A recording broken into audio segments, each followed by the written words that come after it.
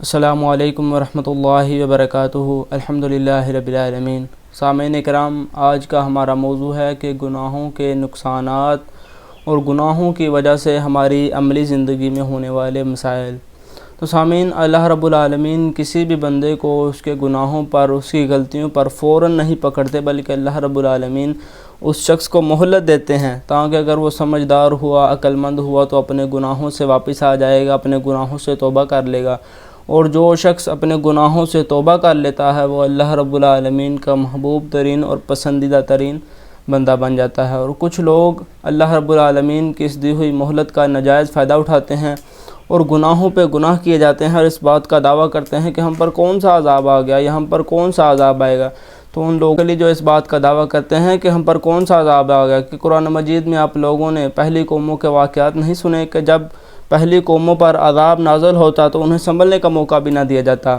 تو اللہ رب العالمین کا عذاب جب آتا ہے تو اللہ رب العالمین گناہوں کے ساتھ بندے کو اپنے عذاب میں دبوچ لیتے ہیں، اپنی عذاب کی گرفت میں لے لیتے ہیں، اور جو بھی ہمارے اوپر مصیبتیں، تکلیفیں اور پریشانیاں پہنچتی ہیں وہ گناہوں کی وجہ سے پہنچتی ہیں۔ قرآن مجید میں اللہ رب العالمین کا فرمان ہے وَمَا أَصَابَكُم مِّن مُّصِيبَةٍ فَبِمَا كَسَبَتْ أَيْدِيكُمْ وَيَعْفُو عَن كَثِيرٍ، کہ جو بھی مصیبت تم کو پہنچتی ہے وہ تمہارے ہاتھوں کی کرتوتوں کی وجہ سے تم پر آتی ہے، اور اللہ رب العالمین بعض گناہوں سے درگزر کرنے والا ہے۔ یعنی اللہ رب العالمین ہمارے بعض گناہ ایسے ہیں کہ جن سے اللہ رب العالمین ہم سے درگزر کرتے ہیں۔ پہلی قوم میں گناہوں کی وجہ سے تباہ ہوئی، گناہوں کی وجہ سے بندے کی زندگی کا امن و سکون تباہ ہو کر رہ جاتا ہے۔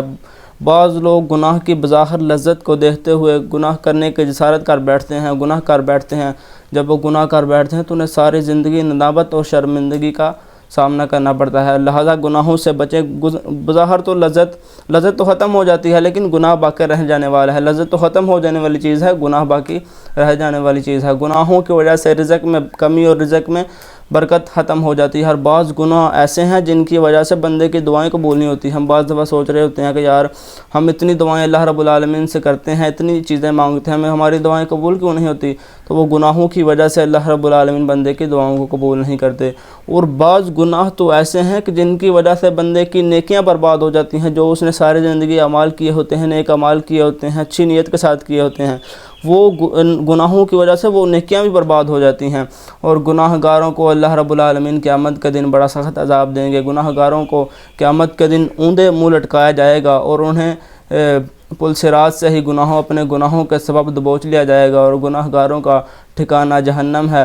اللہ رب العالمین کا فرمان ہے ان المجرمین فی عذاب جہنم خالدون، کہ گناہ گار ہمیشہ جہنم میں رہیں گے۔ گناہ گاروں کا ٹھکانہ جہنم ہے۔ تو لہٰذا ہمیں اپنے گناہوں سے توبہ کرنی چاہیے اور اپنے گناہوں کی اللہ رب العالمین سے معافی کرنی چاہیے کہ اللہ رب العالمین ہمارے گناہوں کو معاف فرمائے، ہمارے گناہوں سے درگزر کریں، اور اللہ رب العالمین ہمیں گناہوں سے بچنے کی توفیق عطا فرمائے، کیونکہ ہم اللہ رب العالمین کی توفیق سے ہی گناہوں سے بچ سکتے ہیں۔